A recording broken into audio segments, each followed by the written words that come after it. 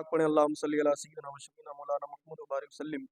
आज हम कुरान पाक का तर्जुमा व तफसीर हम इंशाल्लाह उस मौजू पर बात करेंगे जो अल्लाह पाक ने हज़रत आदम अलैहिस्सलाम को अपना खलीफा बनाया और ज़मीन पर उतारने की जब बात की कि हम अपना खलीफा बनाएंगे और उसको ज़मीन पर उतारेंगे, तो फरिश्तों ने कहा अल्लाह तो ऐसे इंसान को पैदा करेगा जो ज़मीन पर रहकर खूंरेज़ी करेगा, लड़ाई झगड़े करेगा, आपस में फसाद करेगा। तो अल्लाह ने फरमाया जो मैं जानता हूँ वो तुम नहीं जानते हो। आइए सुनते हैं। वअल्लमा आदम अल अस्मा कुल्लहा सुम्मा अरदहुम अलल मलाइकति फक़ाल अंबिऊनी बि अस्माइ हाउलाई इन कुंतुम सादिक़ीन। अल्लाह ने फरमाया और अल्लाह ताला ने आदम को तमाम अशियाओं के नाम सिखा दिए।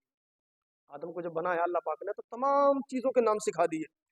फिर सब अशिया मलाइका पर पेश करके फरमाया सच्चे हो तो उनके नाम तो बतलाओ। अल्लाह ने फरमाया अगर तुम सच्चे हो तो बताओ, नाम बता दो इनके, तुम्हें याद हो तो। क़ालू सुब्हानका ला इल्म लना इल्ला मा अल्लमतना इन्नका अंतल अलीमुल हकीम। फरिश्ते बोले पाकी है तुझे, हमें कुछ इल्म नहीं मगर जितना तूने हमें सिखाया है। ए अल्लाह हमें तो उतना ही मालूम है जितना तूने हमें बता दिया, जितना तूने सिखा दिया हमें उतना ही मालूम है, उसके अलावा हमें कुछ भी याद नहीं है। बेशक तू ही इल्मो हिकमत वाला है। काला या आदम अंबिउम बि अस्माइहिम। फरमाया ए आदम, फिर अल्लाह ने फरमाया आदम अलैहिस्सलाम से कि ए आदम अब तुम बताओ। या आदम अंबिउम बि अस्माइहिम, तो फरमाया ए आदम बता दे इन्हें सब अशियाओं के नाम। फरिश्तों की तरफ मुखातिब करके फरमाया ए आदम इन्हें सारे फरिश्तों को बता दो, इनके नाम बता दो। इन फरिश्तों की फरिश्ते कह रहे थे कि अल्लाह तू ऐसे इंसान को पैदा करेगा, आदम बताओ इनको नाम बताओ, इनको खुद याद नहीं है। फलम्मा अंबअहुम बि अस्माइहिम क़ाल अलम अक़ुल लकुम इन्नी अअलमु ग़ैबस समावाति वल अर्द। जब आदम ने उन्हें सबके नाम बता दिए तो फरमाया मैं ना कहता था कि मैं जानता हूँ आसमान और जमीन की छुपी चीजें, और मैं जानता हूँ जो कुछ तुम जाहिर करते हो और जो कुछ तुम छुपाते हो। अल्लाह ने फरमाया फरिश्तों में तुमसे कहता नहीं था कि जो मैं जानता हूँ वो तुम नहीं जानते हो, मगर तुम मेरी बात को जो है हल्के में ले रहे थे, उसको नजरअंदाज कर रहे थे कि अल्लाह पाक तू इसको ऐसा क्यों कर रहा है, इसको क्यों पैदा कर रहा है। बताओ जो आदम ने तुमको बता दिया वो तुम्हें खुद नहीं पता है, इसलिए कि जो मैं कर सकता हूँ वो तुम नहीं कर सकते। वइज़ कुल्ना या लिल मलाइकति इसजुदू लि आदम फसजदू इल्ला इब्लीस। और याद करो जब हमने फरिश्तों को हुक्म दिया कि आदम को सजदा करो।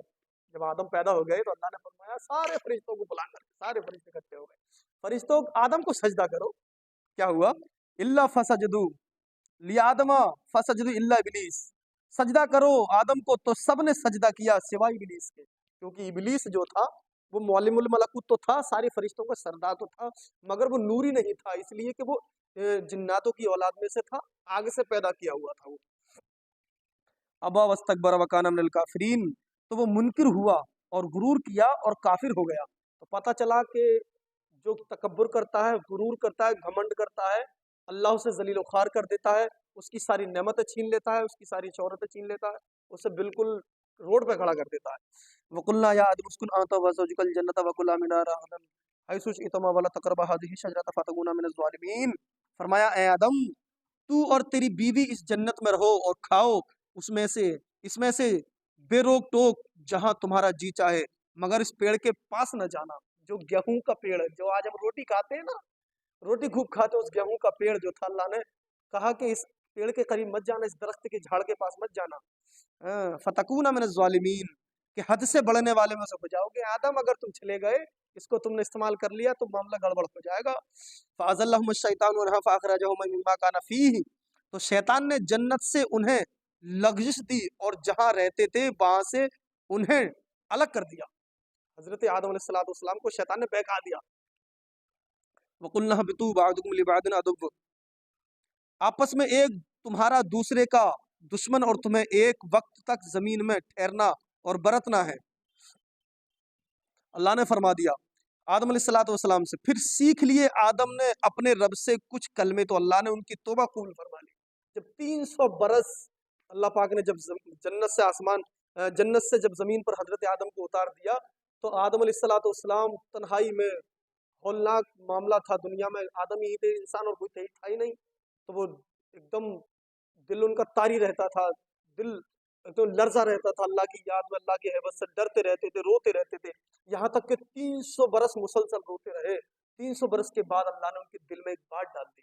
जो जन्नत में जब रहते थे तो जन्नत में नाम मोहम्मद सल्लल्लाहु ताला अलैहि वसल्लम जो लिखा हुआ देखा था कोने कोने पे, तो उन्होंने दिल में ख्याल आया, क्योंकि अल्लाह ने ही डाली थी ना, اللہ ہی ڈالتا ہے۔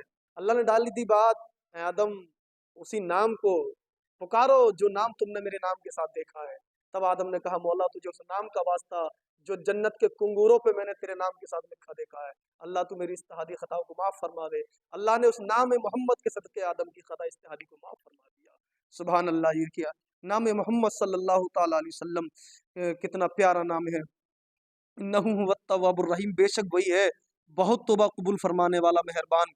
قلنا اہبطوا منہا جمیعا، ہم نے فرمایا تم سب جنت سے اتر جاؤ، پھر اگر تمہارے پاس میری طرف سے کوئی ہدایت آئے تو جو میری ہدایت کا پیرو ہوا اسے نہ کوئی اندیشہ نہ کچھ غم، جو میری بات کو عمل کرے گا وہ نہ دنیا میں کہیں بھی پریشان نہیں ہو سکتا ہے۔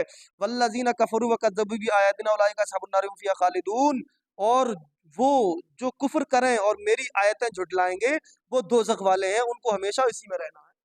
جو اللہ کے قانون کو جھٹلائیں گے، اللہ کے قانون کو توڑیں گے، اللہ کے فرمان کو جھٹلائیں گے، وہ ایک دن آ جائے گا۔ لوگ کفر ذرا سی دیر میں کچھ بھی کہہ دیتے ہیں نا، ارے کسی سے کہا چلو بھائی نماز پڑھا کرو، چلو بھائی مسجد میں چلو، جاؤ جاؤ ٹھیک ہے جاؤ تم ہی جنت میں چلے جانا، ہم بعد میں چلے جائیں گے۔